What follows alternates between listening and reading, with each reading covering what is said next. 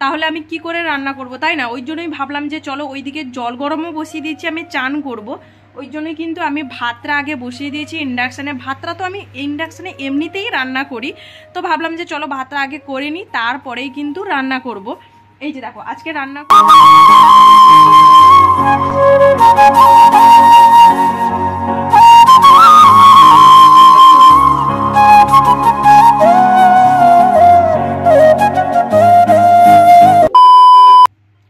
Hello বন্ধুরা, কেমন আছো তোমরা সবাই? আমার নতুন একটা ভিডিওতে তোমাদের সবাইকে জানাই অনেক অনেক স্বাগত। আশা করছি তোমরা সবাই ভালো আছো, সুস্থ আছো।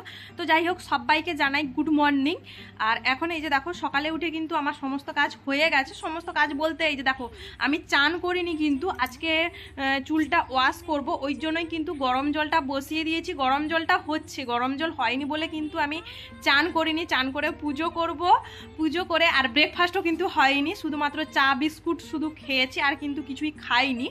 আর এখন এই যে দেখো ভাতটা কিন্তু অলরেডি এই যে দেখো ইন্ডাকশানে ভাতটা বসিয়ে দিয়েছি। কেন বলো তো ভাতটা বসিয়ে দিয়েছি?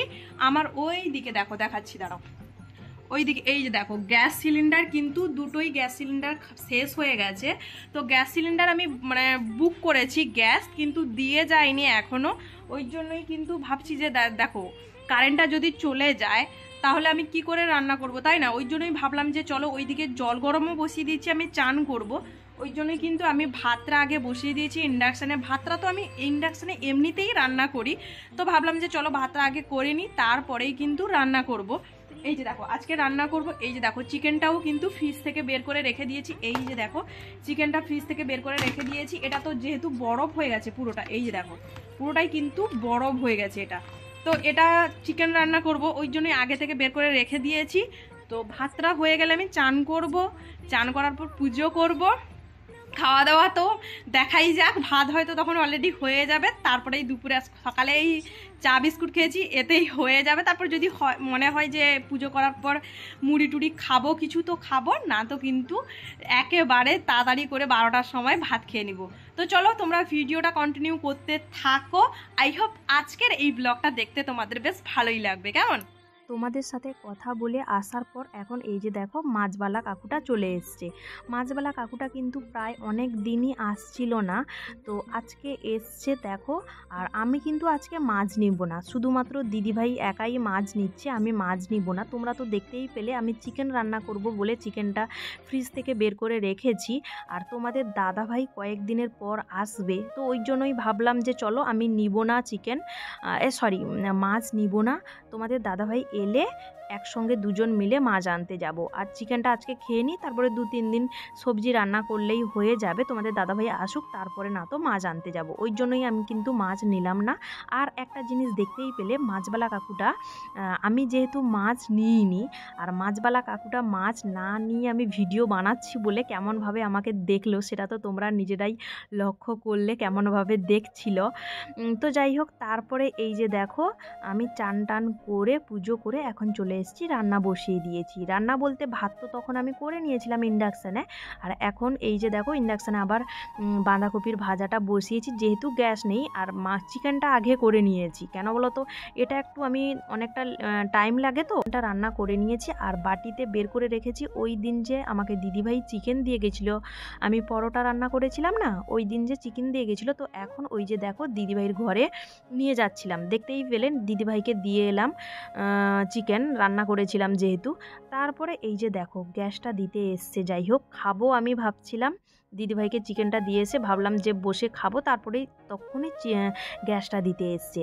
তো গ্যাস যেদিন আমি অর্ডার করেছিলাম তারপরেই কিন্তু মানে পরের দিনই কিন্তু ডেলিভারি দেওয়ার কথা ছিল, কিন্তু 2-3 দিন পরে এলো। তো যাই হোক ভালোই হয়। কি হয় বলো তো, গ্যাসটা থাকলে না কখন কারেন্ট চলে গেল তো গ্যাসে রান্না করে ফেললাম, এরকম হয় না। ইন্ডাকশানে কিন্তু আমি সব সময় রান্না করি না, তোমাদের তো বলেইছি আমি, যখন তাড়াহুড়ো মানে টাইম থাকে না, থাকে না, ইমার্জেন্সি, তখন কিন্তু আমি গ্যাসে রান্না করে ফেলি। তো তো যাই হোক, তারপরে দেখতেই পেলে দুপুরে খাওয়া দাওয়া করে নিলাম। দুপুরে খাওয়া দাওয়ার পরে কিন্তু আর ভিডিও শ্যুট করিনি একেবারে। কেন বলো তো, ভিডিও শ্যুট করলে তো শুধু হয় না, ভিডিও এডিটিং করতে হয়, তারপরে শর্ট ভিডিও পোস্ট করতে হয়, অনেক কিছু আছে তাই না। তো ওই জন্যই আর কিন্তু ভিডিও শ্যুট করিনি, এডিটিং করছিলাম বসে বসে। তারপরে এই যে দেখো, বিকালে যেটুকু কাজ থাকে ওইগুলো সমস্ত কিছু কমপ্লিট করে আটা মেখে রেখে দিয়েছিলাম। আটা মেখে রেখে দিয়ে সন্ধে দিয়ে দিলাম। তারপরে এই যে দেখো, এখন চলে এসেছি, আটাটাকে বেলেও নিয়েছি রুটি ভাজবো বলে। তো বেলে নিয়েছি আমি, এখন ভাজবো। আর দেখতেই পেলে একটা তাওয়া বসালাম। তো আমার আগে একটা তাওয়া ছিল, সেটা ছিল না, আছে, ওটা তো তোমরা দেখেইছো গ্যাসে যেটা আমি। আর এখন দেখো আমি তোমাদের দেখাচ্ছি যে দেখো, আমি রুটিগুলো এখন কিন্তু আগের থেকে অনেকটা গোল করে বেলার চেষ্টা করি। আস্তে আস্তে ধীরে সুস্থে কিন্তু আমি জিনিসটা বেশ ভালো করে গোল করার চেষ্টা করি। আর রুটিগুলো কিন্তু আমি প্রথমে সবগুলো বেলে নিয়েছি, তারপরে এখন দেখো একটার পর একটা ভেজে নিব। কেন বলো তো, আমি কিন্তু ওই যে রুটির চাকতি হয় না, যেটাতে রুটি বেলা হয় চাকতি, ওটাতে কিন্তু নিচে বসে আমি আগে বেলে নিয়েছি রুটিগুলো। কেননা আমার স্ল্যাব যেহেতু নেই, তাছাড়া আমি কিন্তু বেলতে বেলতে না রুটি ভাজতে পারি না। মানে একটা বেলবো একটা ভাজবো, একটা বেলবো একটা ভাজবো, এরকম কিন্তু আমি পারি না। সবগুলো একসঙ্গে বেলে নিই, তারপরে কিন্তু একটার পর একটা ভাজি এই রকম। আর সত্যি ভাবলে অবাক লাগে যে যে কাজগুলো আমি আগে একদমই পারতাম না, সেই কাজগুলো এখন না পারলেও করতে হয়। আমি কিন্তু রুটি ভাজতে পারতাম না, প্রথম তো একদমই পারতাম না। কেন বলো তো, আমি রান্না করতে পারি। আমি বাবার ঘরে যখন থাকতাম, পড়ার মাঝে মাঝে আমি কিন্তু রান্নাটা শিখে নিয়েছিলাম মায়ের কাছ থেকে। রান্না বলতে আমি দুপুরে মাঝে মধ্যে রান্না করতাম, যখন মা কিন্তু সবজি কেটে দিত, হাঁড়ি চাল ধুয়ে দিত, বাটনা বেটে দিত, আমি কিন্তু রান্নাটা করতাম। ওই জন্যই কিন্তু আমার রান্না করতে খুব একটা অসুবিধা হয় না, রান্নাটা করতে পারি। কিন্তু আমার রুটি বানাতে পারি না। কেন বলো তো, এই আটা আমি কোনো দিনও মাখতাম না। আটা মাখলে যে হাতে কিভাবে জড়ে যায় না, তো ওটাই আমার বিরক্ত লাগে। ওই জন্যই কিন্তু আমি বানাতাম না।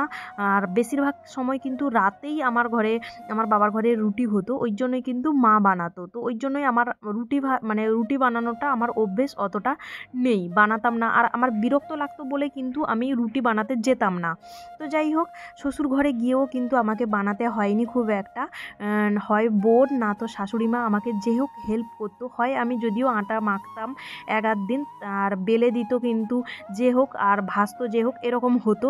বা আমি যদি ভাজতাম যে হোক বেলে দিত, বেলতে তো একবারই পারতাম না। তো যাই হোক, এখন করতে তো হবে তাই না, একা হাতে সব কাজ এখন সামলাতে হচ্ছে। পারতাম না আগে, আর এখন দেখো কিভাবে করতে হয় তাই না। তো যাই হোক, নিজের একটা কথা আমি ভাবি, নিজের অজান্তে আমরা কবে যে একটু একটু করে একটা মেয়ে সাংসারিক হয়ে ওঠে, একটা মেয়ে কখনোই বুঝতে পারে না। তো যাই হোক, আর তাছাড়া কী বলো তো, মনটাও ভীষণ এখন খারাপ লাগে। যতক্ষণ ব্লুটুথ স্পিকারে গান শুনি তখনই মনটা ভালো লাগে। আর একা একা থাকি না, ওই জন্যই কিন্তু মনটা বেশি আরও খারাপ লাগে। যখন প্রিয় মানুষটা আমার পাশে ছিল, মানে কোয়ার্টারে ছিল, 25 দিন গেছে, তো মনে হচ্ছে যে কত দিন চলে গেছে, এরকমটা মনে হচ্ছে। যখন পাশে ছিল তখন কিন্তু মনে হতো না। কোয়ার্টারে না একা একা ফৌজিবাবুকে ছাড়া একা একা সময় কাটানো সত্যি খুবই মুশকিল।